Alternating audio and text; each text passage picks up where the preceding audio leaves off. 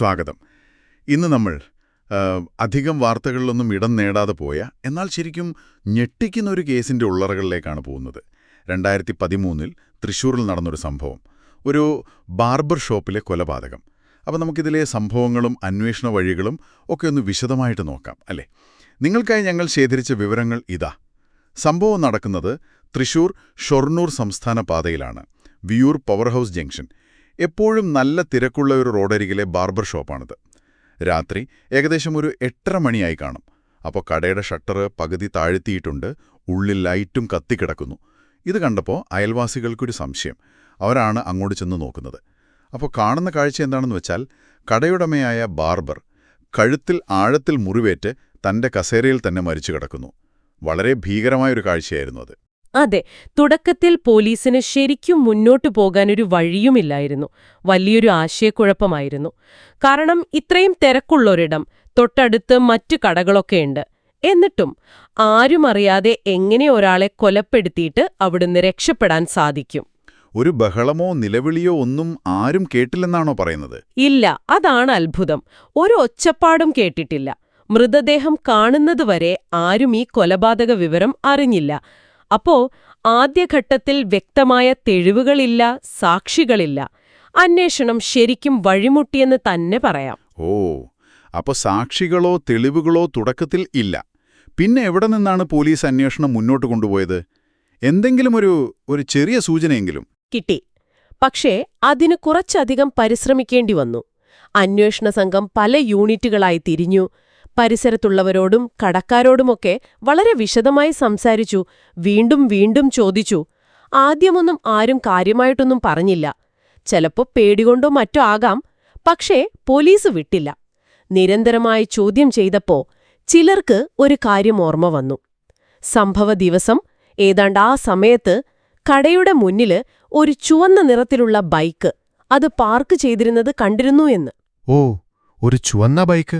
അതെ, അതൊരു പ്രധാനപ്പെട്ട ഒരു വഴിതിരിവായി മാറി. ഒരു ചുവന്ന ബൈക്ക് കണ്ടു എന്നത് അതൊരു ചെറിയ കാര്യമല്ലേ ഒറ്റനോട്ടത്തിൽ?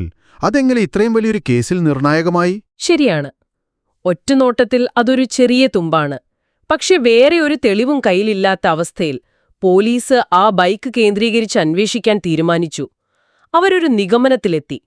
ഇത്ര തിരക്കുള്ള സ്ഥലത്ത് ഈ സമയത്ത് കൃത്യം നടത്തണമെങ്കിൽ കൊല്ലപ്പെട്ട ആളുമായി നല്ല അടുപ്പമുള്ളൊരാളാവണം. അയാളുടെ രീതികളും കടയുടെ സാഹചര്യങ്ങളുമൊക്കെ അറിയുന്നൊരാണ്. അത് ശരിയാണ്. അപ്പോ ആ ബൈക്കിനെ ചുറ്റിപ്പറ്റിയുള്ള അന്വേഷണം സ്വാഭാവികമായും കൊല്ലപ്പെട്ട ബാർബറയുടെ അടുത്ത ബന്ധുക്കളിലേക്കും സുഹൃത്തുക്കളിലേക്കുമൊക്കെ നീണ്ടു. ബന്ധുക്കളിലേക്കോ? അവിടെയായിരുന്നോ സംശയം? അതെ, കാരണം ഈ പറഞ്ഞ പോലെ കടയുടെ സാഹചര്യങ്ങളും അയാളുടെ ശീലങ്ങളും അറിയുന്നവർക്കേ ഇത്ര കൃത്യമായി ആളൊഴിഞ്ഞ നേരം നോക്കി അവിടെ എത്തി ഇത് ചെയ്യാൻ സാധ്യതയുള്ളൂ. അന്വേഷണം അങ്ങനെ ഒരു 3 ബന്ധുക്കളിലേക്ക് ചുരുങ്ങി വന്നു. അവരെ വിശദമായി ചോദ്യം ചെയ്തപ്പോൾ അതിൽ 2 പേരുടെ മൊഴികളിൽ വൈരുദ്ധ്യങ്ങൾ കണ്ടു, പൊരുത്തക്കേടുകൾ. അതോടെ സംശയം ആ 2 പേരിലേക്കു മാത്രമായി. ശരി ശരി. അപ്പൊ കാര്യങ്ങളിലൊരു ഏകദേശ രൂപം കിട്ടിത്തുടങ്ങി. ആ 2 പേരെ വീണ്ടും വിശദമായി ചോദ്യം ചെയ്തപ്പോൾ അതെ, അവർക്കു പിന്നെ പിടിച്ചു നിൽക്കാനായില്ല. അവര് കുറ്റം സമ്മതിച്ചു. കുറ്റസമ്മതിച്ചു അല്ലേ? സമ്മതിച്ചു. എന്നാൽ ഇവിടെയാണ് ഈ കേസിന്റെ ഏറ്റവും ഞെട്ടിക്കുന്നൊരു വശം വരുന്നത്. എന്താണത്? നിങ്ങളത് കേൾക്കുമ്പോൾ ഒരുപക്ഷേ അമ്പരന്നു പോകും. കൊല്ലപ്പെട്ട ആ ബാർബർ ഇവരുടെ സ്വന്തം അമ്മാവനായിരുന്നു. അയ്യോ, എന്താ ഈ പറയുന്നത്? സ്വന്തം അമ്മാവനോ?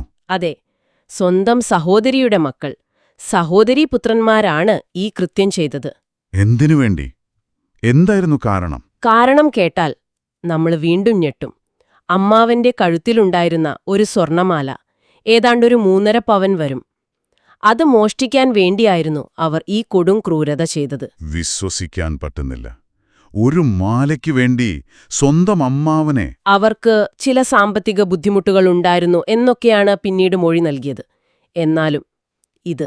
അപ്പോ എങ്ങനെയാണ് അവർ ഈ കൃത്യം നടത്താക്കിയത്? അതിനെക്കുറിച്ച് എന്താണ് അവർ പറഞ്ഞത് വിശദമായിട്ട്? സംഭവം നടന്നതിങ്ങനെയാണ്.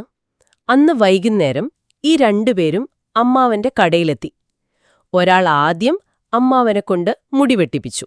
സാധാരണ പോലെ വർത്താനം പറഞ്ഞിരുന്നു.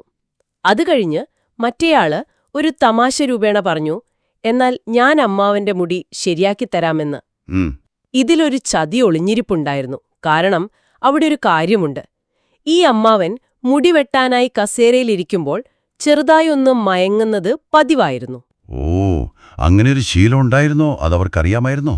നന്നായി അറിയാമായിരുന്നു. ഒരുപക്ഷേ ആ ദിവസത്തെ ജോലിയുടെ ക്ഷീണം കൊണ്ടാകാം. എന്തായാലും ആ ശീലം ഇവർക്കറിയാം. അവർ ആ തക്കം പാർത്തിരിക്കുകയായിരുന്നു. അമ്മാവൻ ചെറുതായി മയങ്ങിയെന്നുറപ്പായപ്പോൾ അവർ കഴുത്തിലെ മാല പിടിച്ചു പറിക്കാൻ ശ്രമിച്ചു. പക്ഷേ അത് നടന്നില്ലേ? ഇല്ല. അമ്മാവൻ പെട്ടെന്ന് ഞെട്ടിയുണർന്നു. അതോടെ അതൊരു പിടിവലിയായി. കടയ്ക്കുള്ളിൽ വെച്ച് ഒരു മൽപ്പിടുത്തം തന്നെയുണ്ടായി. ഇതിനിടയിൽ ഒരാൾ അമ്മാവനെ ബലമായി പിടിച്ചുവെച്ചു. മറ്റേയാൾ അവിടെ മുടിവെട്ടാനായി വെച്ചിരുന്ന കത്രികയില്ലേ, ആ അതെടുത്ത് അമ്മാവന്റെ കഴുത്തിൽ ആഴത്തിൽ കുത്തിയിറക്കുകയായിരുന്നു. അയ്യോ, മുടിവെട്ടുന്ന കത്രികയോ? അതെ. മരണം ഉറപ്പാക്കിയ ശേഷം അവരാ മാലയുമായി അവിടെ നിന്ന് രക്ഷപ്പെട്ടു. നേരത്തെ പറഞ്ഞ ആ ചുവന്ന ബൈക്കിലാണ് അവർ പോയത്. വളരെ ആസൂത്രിതവും എന്നാൽ അങ്ങേയറ്റം ക്രൂരവുമായ ഒരു കൊലപാതകം. പിന്നീട് പോലീസ് ചോദ്യം ചെയ്തപ്പോൾ ഈ പറഞ്ഞ കാര്യങ്ങൾക്കെല്ലാം തെളിവുകൾ കിട്ടിയോ? ആ മാല, കത്രിക പോലുള്ളവ? തീർച്ചയായും. പ്രതികൾ കുറ്റം സമ്മതിച്ചതിനു ശേഷം അവരാ മോഷ്ടിച്ച സ്വർണമാല ഒളിപ്പിച്ചുവെച്ച സ്ഥലവും കൊലപാതകത്തിനുപയോഗിച്ച കത്രിക ഉപേക്ഷിച്ച സ്ഥലവുമെല്ലാം പോലീസിന് കാണിച്ചുകൊടുത്തു. ഇതെല്ലാം കണ്ടെടുത്തതോടെ കേസിനാവശ്യമായ എല്ലാ ശാസ്ത്രീയ തെളിവുകളും മൊഴികളും പോലീസിന് കൃത്യമായി ലഭിച്ചു. അപ്പോ നമ്മൾ ഇന്ന് കണ്ടത് വളരെ കുറച്ച് സൂചനകൾ മാത്രം ബാക്കിയാക്കി നടന്നൊരു കൊലപാതകം. ഒരു ചുവന്ന ബൈക്കിനെക്കുറിച്ചുള്ള ചെറിയൊരു ഓർമ്മക്കുറിപ്പിൽ നിന്ന് തുടങ്ങി എത്ര ക്ഷമയോടെയും ചിട്ടയോടെയുമുള്ള അന്വേഷണത്തിലൂടെയാണ് തെളിയിക്കപ്പെട്ടതെന്നാണ്. പക്ഷേ ഏറ്റവും വേദനാജനകമായ കാര്യം സ്വന്തം രക്തബന്ധത്തിലുള്ളവർ തന്നെ പണത്തിനു വേണ്ടി ശത്രുക്കളായി മാറിയെന്നാണ്. ഇത് കേൾക്കുമ്പോൾ നിങ്ങൾക്കെന്താണ് തോന്നുന്നത്? ശരിയാണ്. ഈ സംഭവം നമ്മളെല്ലാം ഒരു പ്രധാനപ്പെട്ട ചോദ്യത്തിനു മുന്നിൽ നിർത്തുന്നുണ്ട്. നമ്മൾ വയ്ക്കുന്ന വിശ്വാസങ്ങൾക്ക് അതിനെത്രത്തോളം ആഴമുണ്ട്, എത്രത്തോളം അത് ദുർബലമാവാം. ഏറ്റവും അടുത്ത ബന്ധങ്ങൾ എന്ന് നമ്മൾ കരുതുന്നതിനിടയിൽ പോലും എത്ര അപ്രതീക്ഷിതമായ ക്രൂരമായ കാര്യങ്ങൾ സംഭവിക്കാം. പണത്തിനും സ്വന്തം നേട്ടങ്ങൾക്കുമായി മനുഷ്യൻ ചിലപ്പോൾ എത്രത്തോളം തരംതാഴാമെന്നതിന്റെ ഒരു ഭീകരമായ ഉദാഹരണം കൂടിയാണിത്. വിശ്വാസവും ബന്ധങ്ങളും പണത്തിനു മുന്നിൽ ഒന്നുമല്ലാതായി മാറുന്നതിനെക്കുറിച്ച് നിങ്ങളൊന്ന് ആലോചിച്ചു നോക്കൂ.